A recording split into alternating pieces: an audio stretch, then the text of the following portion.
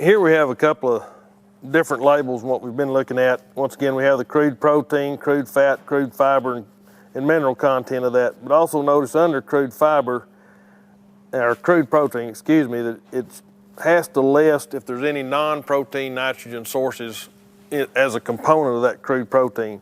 In this particular case, it includes not more than 7% equivalent non-protein nitrogen in that crude protein value of 26%. Also notice on the label it says for ruminants only. That goes back to feeding a feed for its intended purposes. Ruminant animals have the unique ability to recycle nitrogen and utilize non-protein nitrogen in the digestive process, and that's why we can add moderate levels of non-protein nitrogen to these feeds and very effectively utilize them in beef cattle rations.